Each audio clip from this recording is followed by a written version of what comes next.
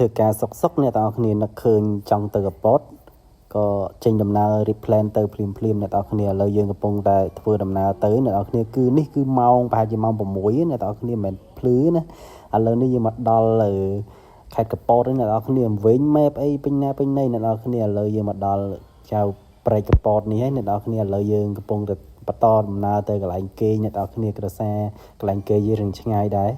សម្រាប់ពុកម៉ែបងប្អូនដែលចង់បានសក់រលោងលងកុំភ្លេចជាមួយនឹងសាប៊ូកក់សក់ Nano អ្នកទាំងគ្នាគឺសាប៊ូកក់សក់នេះគឺគុណភាពល្អមែនតើអ្នកទាំងគ្នាជ្រើសរើសសាប៊ូ Nano គឺទទួលបានលទ្ធផលតាំងពីកក់ដំបូងអ្នកទាំងគ្នាទៅសារសាប៊ូ Nano ផ្សំចេញពីធម្មជាតិហើយសាប៊ូ Nano ក៏មាន3ប្រភេទផងដែរអ្នកទាំងគ្នាមានដូចជាសាប៊ូកក់សាប៊ូបន្ទន់និងសាប៊ូដុសខ្លួនហើយសម្រាប់ពុកម៉ែបងប្អូនដែលចង់បានសាប៊ូ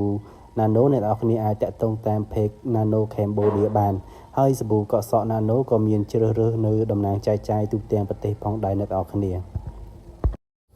បន្ទាប់ពីយើងចេញពីខេត្តកពតហើយឥឡូវយើងមកដល់កន្លែងគេអ្នកទាំងគ្នាគឺកន្លែងគេនេះគឺនៅកន្លែងគេហៅគេព្រែកកំពង់សាមគ្គីដែលគេកំពុងល្បីអ្នកទាំងគ្នាឥឡូវយើងមកដល់បន្ទប់គេនេះអ្នកទាំងគ្នាមានអីបន្ទប់គេស្អាតអ្នកទាំងគ្នាហើយមើលទៅ clean បាស់គេដែរហើយវាសំខាន់គឺធម្មជាតិអ្នកទាំងគ្នានេះយើងមកដល់យប់អ្នកទាំងគ្នាយើងកំពុង check in ចូលណាហើយយើងក៏រៀបចំចេញដំណើរទៅកពតវិញដើម្បីយើងទៅរកអីញ៉ាំព្រោះយើងមកដល់យប់ដែរហើយឥឡូវយើងមកដល់កន្លែងញ៉ាំអីហើយក៏យើងបានញ៉ាំអីខ្លះដែរអ្នកទាំងគ្នានេះគឺយើងនិយាយគ្នាលេងបាញ់បោះគ្នាអីជាងទៅអ្នកទាំងគ្នាហើយឥឡូវយើងបន្តដំណើរមកសេះសមុទ្របន្តទៀតអ្នកទាំងគ្នាទៅកពតលើកនេះគឺអ្នកទាំងគ្នាបានដើរលេងរៀងសពកន្លែងដែរដោយសារយើងមករត់ដងភាគច្រើនយើងមកតែវល់ល្ងាចអញ្ចឹងទៅក៏យើងដើរលេងអត់បានច្រើនកន្លែងទេអ្នកទាំងគ្នាសម្រាប់បងប្អូនដែលគាត់មកដើរលេងកពតអីខ្ញុំ recommend ហ្មងគឺឲ្យមកដេកទៅគឺអ្នកទាំងគ្នាគឺយើងដើរលេងបានសពកន្លែងអញ្ចឹងណាព្រោះកពតសាប៊ូកន្លែងស្អាតច្រើន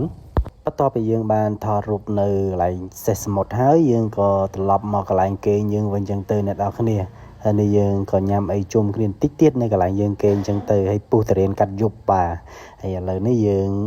កាត់មកដល់ពេលព្រឹកអ្នកទាំងគ្នាគឺទេសភាពអែមអ្នកទាំងគ្នាកន្លែងនេះគឺគេល្បីដែរនៅក្នុង